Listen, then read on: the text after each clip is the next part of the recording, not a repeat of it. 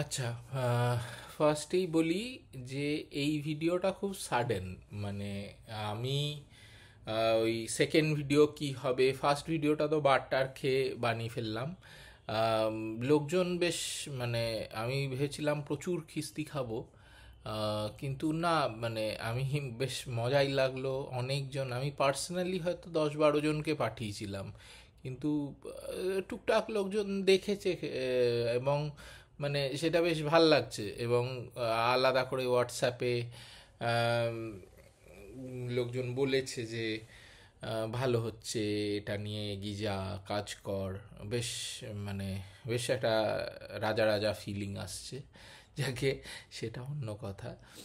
কিন্তু second video যেটা বলছিলাম, যে সেকেন্ড ভিডিওটা নিয়ে অনেক রকম প্ল্যান পরিকল্পনা চলছিল, এবং চলছে ইনফ্যাক্ট। আর কি করা যায়, কি কন্টেন্ট রাখা যায়, এইসব নিয়ে আর কি। কিন্তু তার মাঝেই এই ভিডিওটা একটু করা দরকার মনে হলো, নাহলে ভুলে যাব। আমি এটা সত্যি, আমি ওই ইনফ্লুয়েন্সার বা ওই জাতীয় কিছু নিয়ে তো ভেবে করছি না জিনিসটা। আমি একেবারেই এটা পাবলিক পার্সোনাল ডায়েরি আর কি, ওই হিসাবে ভাবছি জিনিসটাকে নিয়ে। তো ওই জন্যই মানে একটা ইম্পর্ট্যান্ট ঘটনা বা ইম্পর্ট্যান্ট অধ্যায় যেটা নিয়ে কথা বলা দরকার, সেই সেই জন্যই এই এই আজকের ভিডিওটা করা। সেটাতে আসছি একটু বাদে।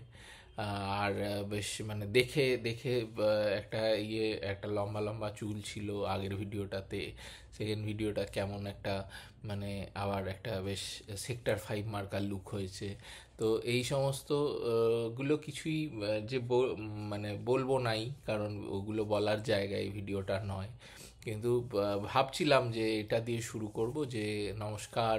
প্রথম ভিডিওটা আমার ভাই সৌরভ মুখার্জি করেছিল, পরের ভিডিওটা আমি গৌরব মুখার্জি, আমরা এইভাবে আসবো যাব।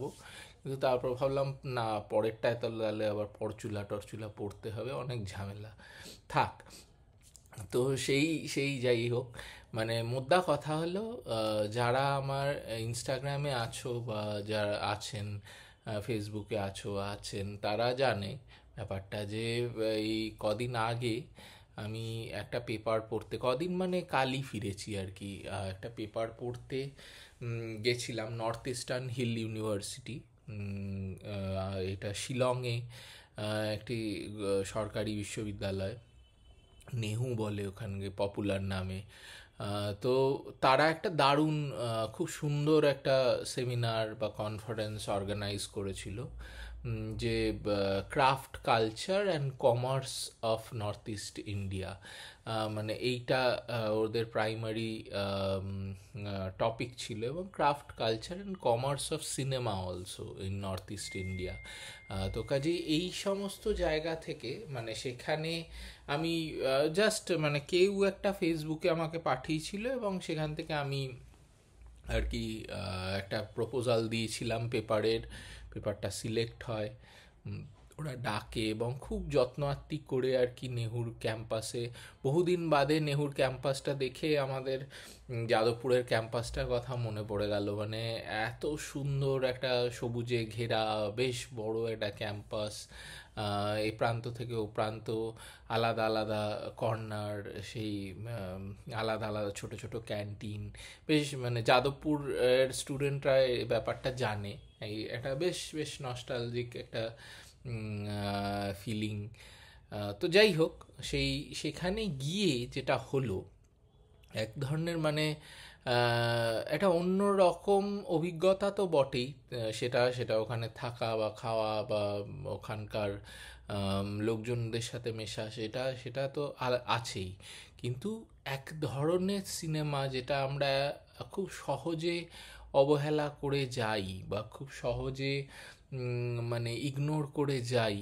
ইনফ্যাক্ট সেটাকে দেখার একটা ধরন নিয়েও আমরা আম, এক এক ধরনের আমাদের বায়াসনেস আছে, সেটা আমি, আমার কাছে খুব স্পষ্ট হয়ে গেল। কারণ নর্থ ইস্টার্ন সিনেমা আর মধ্যে যে এত রকম ভ্যারিয়েশন আছে, এবং তাদের প্রত্যেকের আলাদা আলাদা গল্প আছে, সেগুলো এখানে না গেলে সত্যিকারই বুঝে উঠতে পারতাম না হয়তো। মানে আমি আসছি এক এক করে এগুলো বলছি, মানে আর কি নাগা ছবি, মিজো ছবি, মণিপুরি ছবি, আসামিজ ছবি, এবং এইদিকে শিলংয়ের দিকে খাসি ছবি, এই সব কটা ছবি এবং তাদের ধরন, তাদের ভাষা, তাদের গ্রামার, সব কিছু কি আলাদা এবং সব কিছু কি সুন্দর। এই এই উম, এই এই ভাবনাটা মনে সত্যি আসতো না, না এলে এই ভিডিওটাও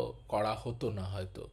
যাকে প্রথমে যেটা বলি, যে আমি কি নিয়ে কথা বলছিলাম, আমি কমপ্লিটলি একজন outsider of north eastern cinema. এখানে আমাদের আমাদের ফিল্ম স্টাডিজ বা আমাদের চলচ্চিত্র শিক্ষার মধ্যে আমরা কিছু কিছু ছবির কথা পড়ি বা কিছু কিছু ছবির কথা আলোচনা করি। ভারতীয় চলচ্চিত্রের মধ্যে প্রাইমারিলি আমরা যে ছবিগুলোর কথা বলি, ইদার মেইন স্ট্রিম যে হিন্দি ছবি, দক্ষিণী ছবি, আমরা প্রচুর মানে সেইটা নিয়ে অনেক ধরনের ডিবেটে যাই। চলতি কথা আছে দ্য বলিউডাইজেশন অফ ইন্ডিয়ান সিনেমা, বা বা বিভিন্ন রকম জিনিসপত্র নিয়ে আমরা কথা বলি। কিন্তু খুব খুব খুব কম কথা বলা হয় এই ভারতের উত্তর পূর্ব প্রান্তের এই এই ছবিগুলো নিয়ে, এবং এদের যে এত ভেরিয়েশন আছে সেগুলো নিয়ে। যারা যারা একটু ফিল্ম নিয়ে ঘাটাঘাটি করে তারা হয়তো আমিষের কথা জানে, বা মানে তারা তো কোথাও গিয়ে ইউডুর কথা জানে। তো সেইখানে দাঁড়িয়ে মানে ইন চলতি সাধারণ মানুষকে যদি আমি নর্থ ইস্টার্ন সিনেমা নিয়ে বলি, সে প্রাইমারিলি বলবে ভেড়িয়া। এবং মানে সেইটা নিয়ে একটা আলাদা ঝামেলাই হয়ে গিয়েছিল প্রায় বলতে গেলে। আমার ঠিক আগের পেপারটি মানে যথারীতি আমার মতোই আরেকজন আউটসাইডার, এবং সে মানে ভয়ঙ্কর প্রশংসা করে ভেরিয়া কিভাবে দারুণভাবে নর্থ ইস্টকে দেখিয়েছে এই সমস্ত নিয়ে বলছিল। এবং আমার ঠিক আগের পেপার নয়, সরি ভুল বললাম, আমার ঠিক আগের আগের পেপারটা। এবং আমার আগে নিকি বলে একটি ছেলে মিজোরাম থেকে এসছে, ছেলেটি তার পেপারে মানে যে কথাটা বলল, মানে নিকি কোনো ঝামেলায় যায়নি, আমি একটু গেছিলাম।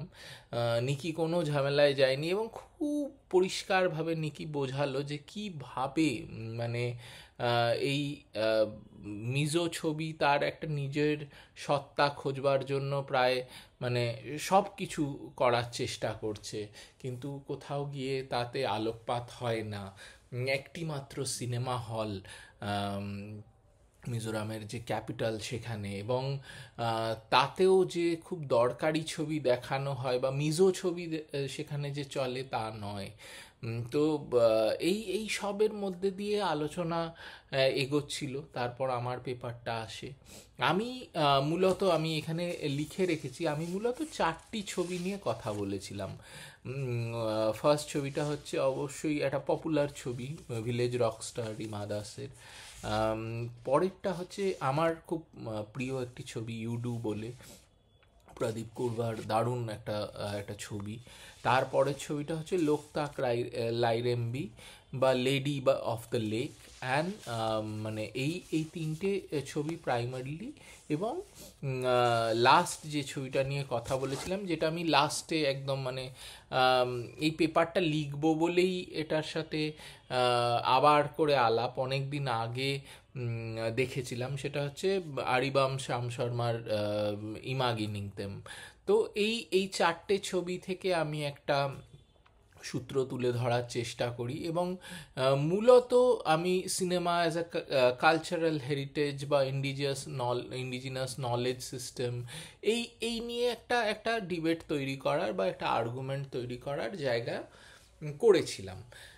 এবং প্রাইমারি যে বক্তব্যটা ছিল যে এই ভারতের উত্তর পূর্ব প্রান্তের এই ছবিগুলোকে তার আলাদা আলাদা ছবির আলাদা আলাদা ভাষা দিয়ে তাকে চিনতে হবে, জানতে হবে। কারণ আমরা যদি চলতি আমাদের বলিউড লেন্সে দেখি তাহলে জিনিসটা ভেড়িয়া হয়ে যেতে পারে আর কি। তো যাই হোক, সেটা সেটা মানে সেটা একটা পরের কথা, সেটা সেটা একটা একাডেমিক ডিবেট এর মধ্যে দিয়ে গেছিলাম। ভেড়িয়া ভেড়িয়া তার মতো করে, অমর কৌশিক তার মতো করে বানিয়েছেন। এবং এই হরর কমেডি স্ত্রী অত্যন্ত ভালো ছবি, প্রথমটা। মানে তারপরে যেগুলো হয়েছে সে ধীরে ধীরে জিনিসটা ওই আমরা সবাই তো এমসিইউ বানানোর চেষ্টায় লেগে আছি, স্পাই ইউনিভার্স, কমিক ইউনিভার্স, এবং বিভিন্ন প্রত্যেকে নিজেদের বিশ্বব্রহ্মাণ্ডে খোঁজে লেগে আছি। তো সেই বিশ্বব্রহ্মাণ্ড তৈরির গড কমপ্লেক্সে দিনে দিনে ছবিগুলো ছড়াচ্ছে। কাজেই সেই জায়গা থেকে দাঁড়িয়ে স্ত্রী অত্যন্ত ভালো একটি ছবি। তাই যে স্ত্রী নিয়ে আমি কথা বলবো না এখানে, কারণ সেটা সেটা বলার পরিসরে এই ভিডিওটা নয়। পরে হয়তো কোনো দিন স্ত্রী নিয়ে বিশেষ আলোচনা বা বিস্তর আলোচনা করা যেতে পারে। বাট যেটা বলছিলাম যে আমি আমি যে আর্গুমেন্টটা প্রাইমারিলি তৈরি করবার চেষ্টা করেছিলাম যে নর্থ ইস্টার্ন ছবির একটা একটা নিজস্ব তার পলিটিক্স আছে, তার একটা নিজস্ব ইডিওলজি আছে, এবং সেটাকে তার মতো করেই দেখা। চারটে কি থিম নিয়ে আমি কথা বলছিলাম। যেমন নর্থ ইস্টার্ন ছবিকে যদি প্রাইমারিলি আমি ভাগ করি, এই চারটে কি থিম বেরিয়ে আসে। প্রথমটা অবশ্যই মেমরি এবং স্মৃতি এবং নস্টালজিয়া, মেমরি, এবং এবং the politics of memory also. তারপর যেটা আসে খুব বড়োভাবে সেটা হচ্ছে ও পারফরমেন্স অ্যান্ড ওরাল ট্র্যাডিশনস। তো কীভাবে, মানে কারণ এই যদি আমরা কালচারাল হেরিটেজের কথা বলি, সেখানে দাঁড়িয়ে পারফরমেন্স বা ওরাল ট্র্যাডিশন একটা অত্যন্ত ইম্পর্ট্যান্ট জায়গা হোল্ড করে ছবিগুলোর ক্ষেত্রে। এবং লাস্টলি যেটা বলতে চেয়েছিলাম যে একটা একটা ব্রিজ, কোথাও গিয়ে হেরিটেজ আর মডার্নিটির ভিতর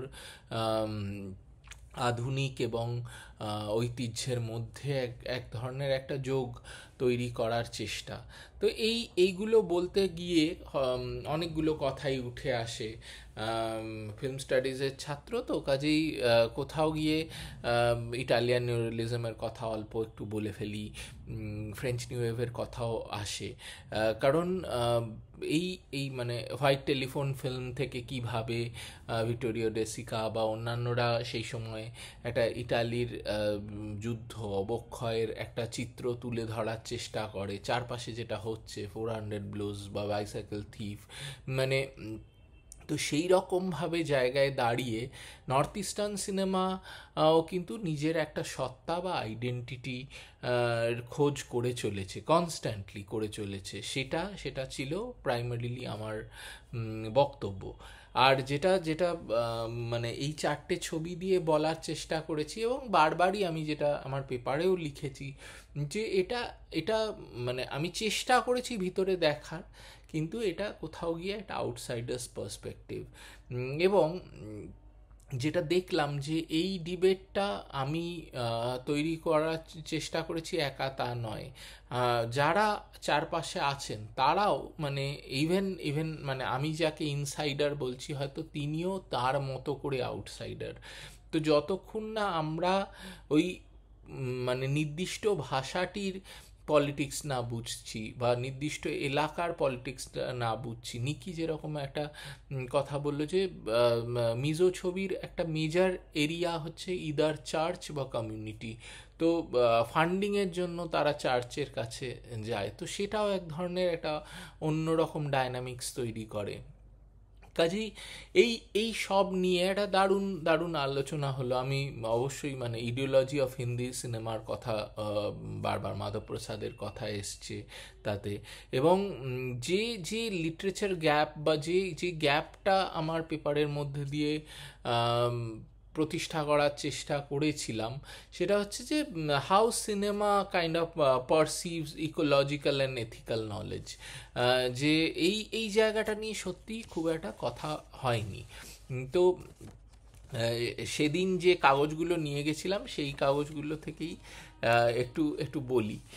যে প্রথম কথা বলছিলাম যে লোকতাক লাইরেম্বি নিয়ে, যে আম, মানে যেটা আমার পেপারে যেটা লিখেছিলাম, যে following the accidental discovery of a gun, a depressed fisherman experience new confidence that soon threatens to kind of balloon into arrogance. একটা খুব শান্ত সাদামাটা ছবি হঠাৎ করে কীরকমভাবে পাল্টে পাল্টে যায়। And lady of the lake হচ্ছে 2016 একটা ছবি, হাওবাম পবন কুমারের। দারুণ দারুণ ছবি, পারলে প্লিজ, মানে আমি যারা ভিডিওটা দেখছো বা শুনছো, তারা যদি পারো এই 4টে ছবি প্লিজ দেখো। কারণ আমিষ কোথাও গিয়ে, আমি জানি না, তবু একটু পপুলার ছবি, আমিষ আমার খুব প্রিয় ছবি আর কি। কিন্তু কোথাও গিয়ে আমিষ ওই ওই ল্যান্ডস্কেপটা তুলতে পারে না যেটা এই 4টে ছবি তৈরি করতে পারে। এবং লোকতাক লাইরাম্বি কোথাও গিয়ে মানে একটা ছবি, এবং মানে গল্প বা চিত্রনাট্য বা অন্যান্য জিনিসে আজকে যাচ্ছি না। কারণ প্রাইমারিলি আমরা কোনো ছবির অ্যানালিসিস বা এক একটা ছবি ধরে যে কথাগুলো বলার, সেগুলো বলবো, আসবো এক এক করে পরের ভিডিওগুলোতে। আমার প্ল্যান তো তাই আছে অ্যাটলিস্ট, যে যে যে ছবিগুলো ভাল লাগে, যে ছবিগুলো দেখা উচিত, দেখা দরকার, সেগুলো নিয়ে কথা বলা।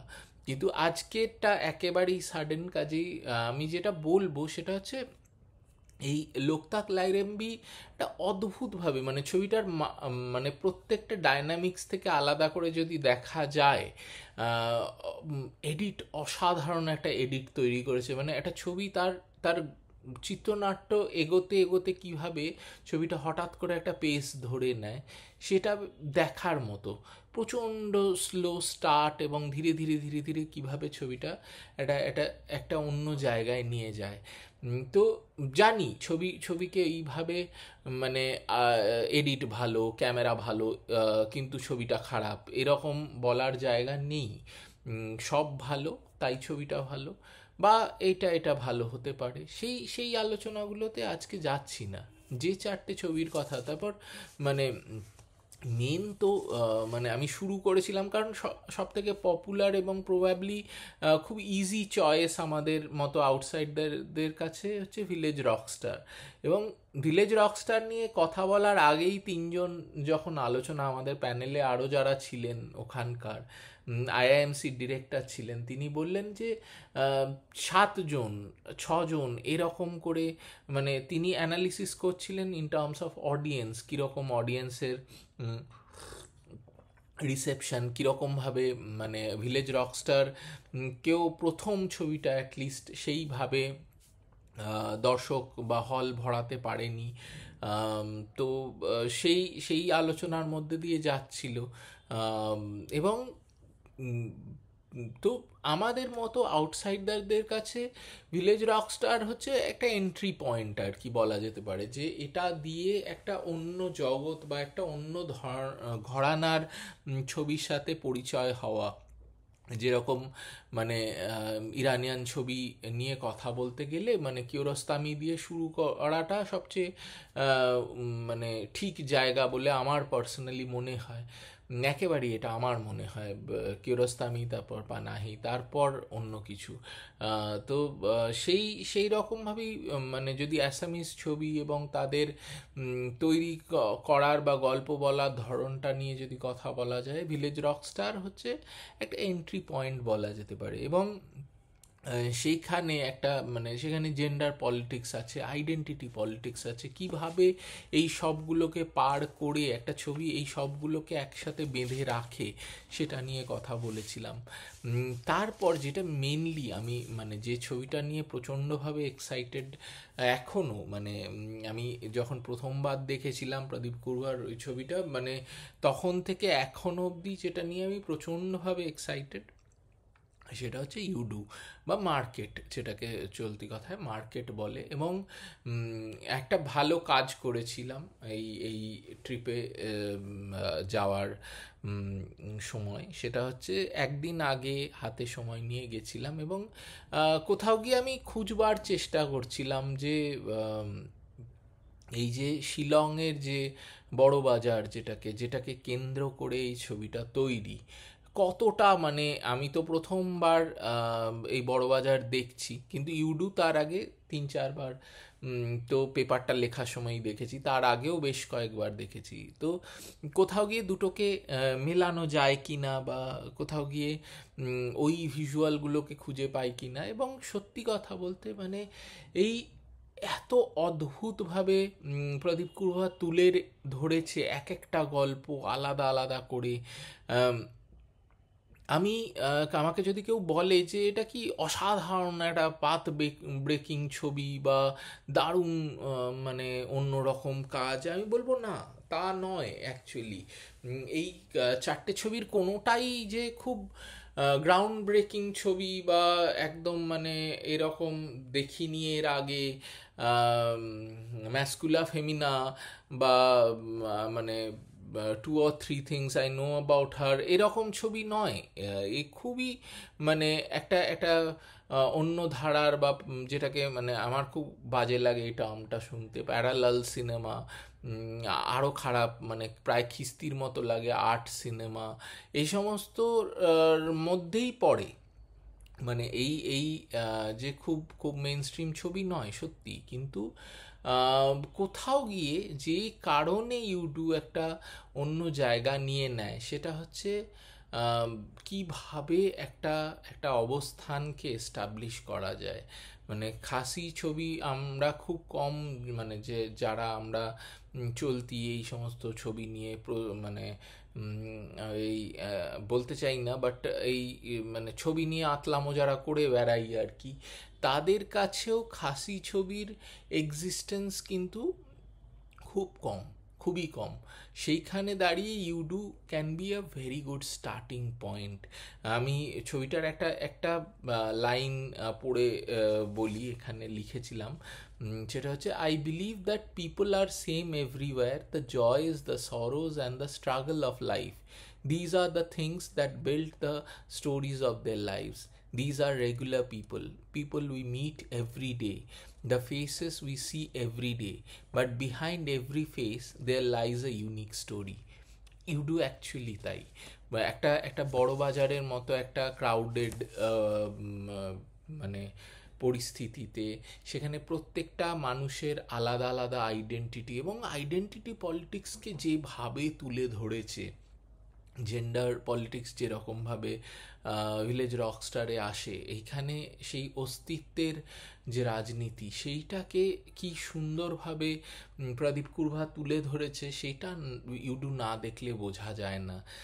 এবং আমি মানে কোথাও গিয়ে মানে যে একটা অথেন্টিক স্টোরি টেলিং দেখলেই, ছবিটা দেখলেই মনে হবে যে প্রচণ্ডভাবে ছবিটা যেন একটা ফ্রেশ অথেন্টিক একটা গল্প দেখছি। অথচ এই গল্প আমাদের চারপাশে ঘটে যায়, এই গল্প আমরা প্রায়ই দেখি।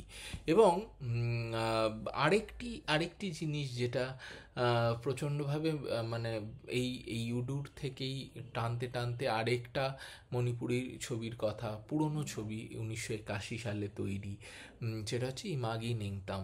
মানে আরিবাম শাম শর্মার ইমাগি নিংতাম হচ্ছে ওই ওই সময়কার প্রথম মানে প্রথম মণিপুরি ছবি, যেটা 16 mm ওইভাবে তৈরি করা হয়। পরবর্তীকালে ওটাকে ব্লো আপ করানোর চেষ্টা করা হয় মানে, কিন্তু ইমাগি নিংতাম নিয়ে একটা দারুণ ডিবেট কাইন্ড অফ হয়ে হয়ে যায়, এবং খুব ভালো একটা পজিটিভ কাইন্ড অফ আর্গুমেন্ট হয়েছিল।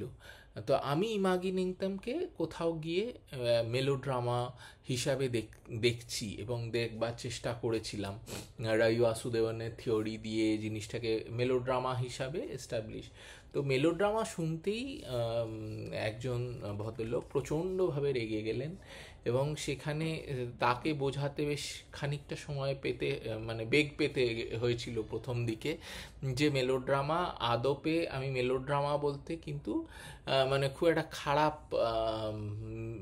ছবি বা যে যে চলতি বস্তা পচা মেলোড্রামা, বা মানে যেটাকে ঋত্বিক ঘটক পুতু পুতু গল্প বলতেন, সেই সেই জিনিসটা বলতে চাইনি।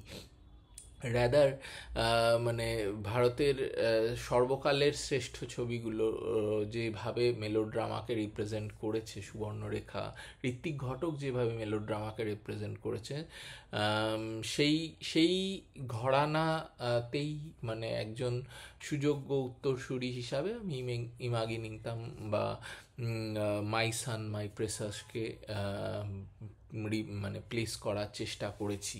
এবং সেই সেই জায়গাটাতেই মানে যাকে ভদ্রলোক পরে মানে ওই kind of I agree to disagree মার্কা একটা মোডে চলে গেছিলেন, যাকে সেটা সেটা সেটা ইম্পর্টেন্ট নয়। কিন্তু কথাটা হচ্ছে যে এই যে সোশিও কালচারাল বা সোশিও ইকোনমিক্যাল যে একটা আইডেন্টিটি, সেইটা কিভাবে এই ইমাগিনিংতাম হোক বা ইউডু হোক বা ভিলেজ রকস্টার হোক, এই বা লেডি অফ দ্য লেক হোক, মানে এই এই ছবিগুলো কিভাবে সেটাকে এস্টাবলিশ করার চেষ্টা করেছে, সেটাই প্রাইমারিলি আমার পেপারটার একটা এজেন্ডা ছিল। এবং তার সাথে এটা বলার চেষ্টা করা হয়েছিল যে আমরা যারা আজকে সব কিছুকে প্রচণ্ডভাবে মানে এটা এটা বলিউড চোখে দেখি আর কি, বলিউডাইজেশন বলা হয় যেটাকে, যে ছবিগুলোর মানে ইভেন পরবর্তীকালে যখন রিজিওনাল সিনেমা নিয়ে, ওভারঅল রিজিওনাল সিনেমা শুধু নর্থ ইস্ট বলে নয়, নিয়ে আলোচনা হচ্ছিল, তখন একটা কথা উঠে আসছিল যে মানে কিভাবে দক্ষিণী ছবিগুলোর মানে ইনিশিয়ালি প্রথমে রিমেক হলো হিন্দি ছবিতে, তারপর মানে ওই ওই সমস্ত ভয়ঙ্কর ছবিগুলো বাহুবলী, পুষ্পা, এ সমস্ত তৈরি হলো কাজেই, এবং পরবর্তীকালে ওটাই একটা ফরম্যাট তৈরি হয়ে গেল। সেটা কোথাও গিয়ে কমার্শিয়ালি ভীষণ সাকসেসফুল রিজিয়নাল ছবি, কিন্তু পরবর্তীকালে কমার্শিয়ালি, যেহেতু মানে আমরা নর্থ ইস্ট ইন্ডিয়ার ক্রাফট কালচার শুধু নয় কমার্স নিয়েও কথা বলছিলাম, সেটাও আলোচনায় আসে। কিন্তু মজার কথাটা হচ্ছে যে এই ছবিগুলো মানে যদি আমরা শুধু কাহিনীতে যাই, মানে আলাদা করা যায় না, কিন্তু যদি শুধু জাস্ট কাহিনীতেই যাই, তাহলেও দেখা যায় যে খুব মানে আমাদের চেনা কাহিনী, অথচ কোথাও গিয়ে এই ছবিগুলো তার তার যে ভিজুয়াল, তার যে বলার ধরন, ছবিটা তৈরি করার, ছবি তো একটা ভাষা, কাজেই সেই সেই ভাষার মাধ্যমে কিভাবে ছবিটা প্রচণ্ডভাবে আলাদা হয়ে যায়, সেইটা আর কি আমি বলার চেষ্টা করেছিলাম। এবং এই এইগুলো নিয়েই মেনলি, এইগুলো নিয়েই একটা খুব সুন্দর সময় কেটেছে। আমি, যারা ফেসবুকে আছো তারা তো মানে আমার স্টোরি বা অন্যান্য জিনিসপত্রে আমি লোকজনকে খুব অত্যাচার করি, প্রচুর প্রচুর ভিডিও, ছবি এ সমস্ত পোস্ট করে ফেলেছি। যাকে সেটা মানে ওই যে বলে না, আমরা তো মিলেনিয়াল, কাজেই আমাদের স্বভাব সব কিছু ইয়ে করা। কিন্তু সেটা বাদ দিলে মানে যে যে জিনিসটার জন্য, মানে যেটার জন্য এই ছবিটা মানে ছবি বলছি, যেটার জন্য আর কি এই ভিডিওটা করার চেষ্টা করলাম বা ভিডিওটা মানে ভাবলাম, সেটা হচ্ছে এই এই চারটে ছবি যদি একটু দেখা যায়। এবং যাই না এত দূর মানে এই পুরো ভিডিওটা পোস্ট করব, বেশ লম্বা হয়ে গেছে, তো তারপরেও কারা কারা দেখছো বা শুনছো, তারা যদি এই চারটে ছবি দিয়েও তাদের কাছে নর্থ ইস্টার্ন ছবির যাত্রাটা শুরু হয়, তাহলেই হয়তো মানে এই এত কিছু বলার সার্থকতা আর কি। আর মেনলি যেটা আরেকবারও বলার, বারবার বলার, সেটা হচ্ছে এই এই মানে ভয়ঙ্কর অসময়, মানে যখন চারপাশে সব জিনিসটাকে একটা একটা অদ্ভুত হেজিমোনাইজেশন চলছে, সব কিছু মানে একটা একটা এই দক্ষিণপন্থী একটা রাজনীতি, মাধ্যমে প্রত্যেকটা জিনিসকে একটা সুগার কোট করে দেখানো হচ্ছে, বা অন্য দিকে মানে মানুষ যদি যেটা রেলিভেন্ট বা যেটা দরকারি সেটা কথা একবার ভুল করে বলেও ফেলে, তাকে অন্য দিকে ডাইভার্ট করে দেওয়ার যে চেষ্টা, সেই রকম জায়গায় দাঁড়িয়ে সত্তা বা আইডেন্টিটি পলিটিক্স একটা অত্যন্ত ইম্পর্ট্যান্ট জায়গা হয়ে দাঁড়ায়। নিজেকে চেনা, নিজেকে বোঝা, এবং সর্বোপরি কেন শুনবো না বা কেন কেন মানবো না, সেইটা বোঝার জন্য মনে হয় আইডেন্টিটি পলিটিক্সটা জানা খুব জরুরি দরকার। এবং অবশ্যই তার সাথে সাথে মানে যেগুলো আমরা খুব অ্যাকাডেমিকভাবে বলি জিনিসটা, যে socio political, socio cultural, socio economical, কথাগুলো শুনতে ওরকম লাগে, কিন্তু আদপে আমাদের চারপাশে যা যা হচ্ছে সেই সব কিছুই কোথাও গিয়ে এই এই কতগুলো শব্দবন্ধের মধ্যে জড়িয়ে আছে। তো কাজেই পলিটিক্স নিয়ে কথা বলা, রাজনীতি নিয়ে কথা বলা, সেটাও খুব জরুরি দরকার। এবং নর্থ ইস্ট নিয়ে যদি আমরা কথা না বলি, gradually we will be doing terrible injustice. কারণ খুব জরুরি দরকার এই কথাগুলো বলার। এবং নর্থ ইস্ট ছবি প্রচণ্ডভাবে সেই চেষ্টাটা, এই চারটে ছবি তো করেই, আরও ছবি আছে। আমি দরকার হলে আমাকে কেউ পিং করলে বা ডিএম করলে আমি লিস্ট পাঠিয়ে দেবো কোন ছবিগুলো দেখা দরকার, সেগুলো নিয়ে কথা বলা। এবং লাস্ট যেটা বলে হয়তো শেষ করব, সেটা হচ্ছে যে এই আমরা এক ধরনের সেন্ট্রালাইজড সিস্টেম অফ সিনেমাতে ধীরে ধীরে আচ্ছন্ন হয়ে পড়েছি। মানে এই টালিগঞ্জ ফিল্ম ইন্ডাস্ট্রি, তার বা এই বলিউড, এটা একটা সেন্ট্রালাইজ সিস্টেম। এই সিস্টেমের মধ্যে থাকতে গেলে সব কথা বলা সম্ভব হয় না, অনেক ছবিকে হল দেওয়া হয় না, অনেক ছবিকে জায়গা দেওয়া হয় না।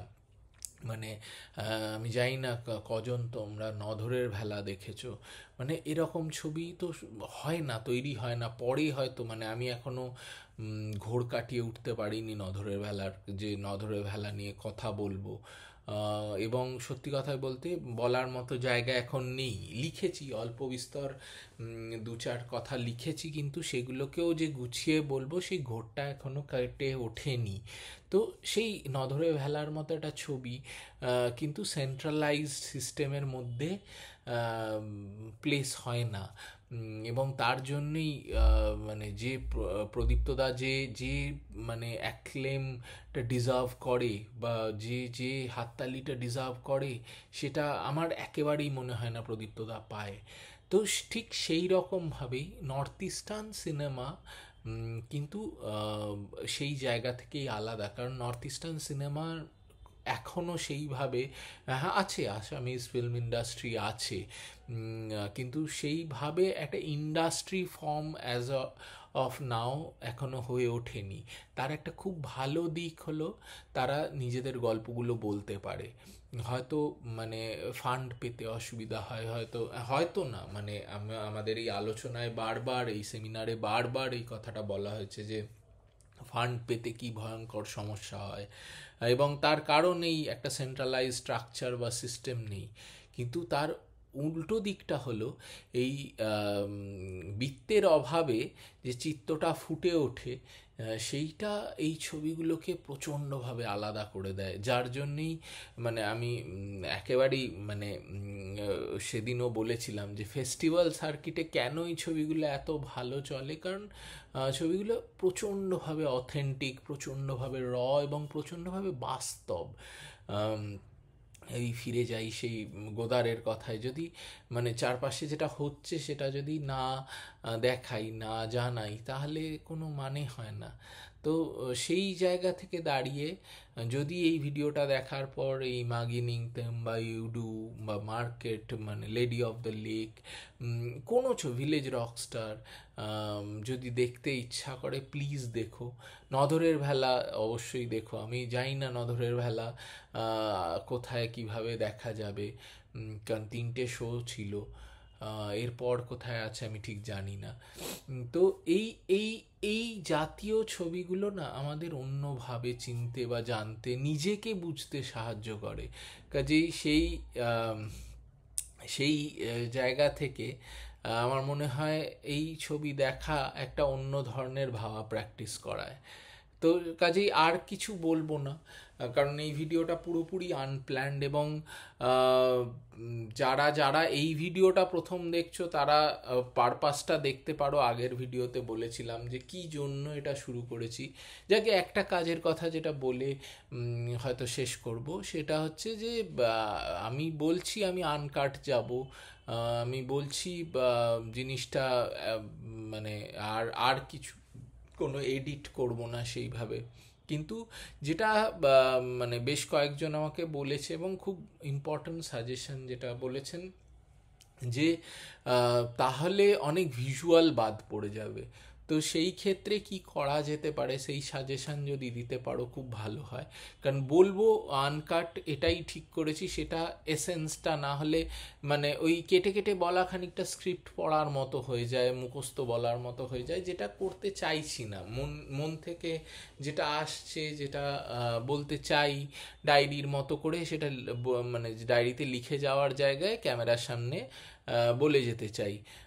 যার জন্য মানে আমি এখনো যাই না মানে ক্যামেরায় ঠিক করে তাকাচ্ছি কি না, যাই হোক মানে, কিন্তু সেই সেই জায়গা থেকে দাঁড়িয়ে হয়তো ইনসেটে ছবি যদি ঢোকানো যায় সেটা সেইটুকু এডিট হয়তো করতে পারি, বা অন্য কোনোভাবে যদি হয় সেই সাজেশনটা দেবেন, দিস। আর বাকি বাকি এটাও মানে এই ছবিটা মানে আমি বলবো না এই ভিডিওটা কেমন লাগলো জানিও, কারণ এই ভিডিওটার মধ্যে সেরকম কিছু ছিল না, বা বলার কিছু বলার জায়গা একটাই, সেটা হচ্ছে যদি এখনো অবধি নর্থ ইস্টার্ন ছবি সম্পর্কে জানা না থাকে, তাহলে প্লিজ এই 4টে ছবি দিয়ে শুরু করো। 4টে না 5টা, আমিষটাকেও ধরা যেতে পারে। তো ইমাগিনিং দেম, ইউডু স্পেশালি আমি বলবো ইউডুটা অবশ্যই, এবং ভিলেজ রকস্টার অবশ্যই দেখা উচিত। এবং সেটা দিয়ে ধীরে ধীরে এটা বোঝারও চেষ্টা করা উচিত যে কিভাবে নিজের কথা বা নিজেদের কথা বলা যায় একটা বৃহত্তর জায়গার মধ্যে দিয়ে। যারা ফিল্ম মেকার হতে চায় তাদের কাছে, বা ইভেন ফিল্ম মেকার না, যারা ফিল্ম নিয়ে লেখালেখি করতে চায়, ফিল্ম নিয়ে পড়তে চায় পরবর্তীকালে, নিজের গল্পটা কিভাবে বলবো সেটা শেখার একটা মোক্ষম জায়গা এই ছবিগুলো। হয়তো ফাইন্যান্সের অভাব আছে, হয়তো মানে একটা সেন্ট্রালাইজ স্ট্রাকচার নেই, কিন্তু সেই না পাওয়াগুলোর ফলে যে ছবিগুলো তৈরি হয় সেটা একটা বিরাট বড় পাওয়া। তো প্লিজ দেখো। আর ওই বাকি আমি ওই সমস্ত সাবস্ক্রাইব, লাইক, ফাইক এ সমস্ত মধ্যে যাচ্ছি না। ভালো লাগলে জানিও, না ভালো লাগলেও প্লিজ খিস্তি করো। এবং আমি পরের ভিডিওটা কী নিয়ে করতে পারি বা বলতে পারি সেটার একটা সাজেশন দিও। আপাতত এইটুকুই। ওকে, থ্যাংক ইউ, টাটা।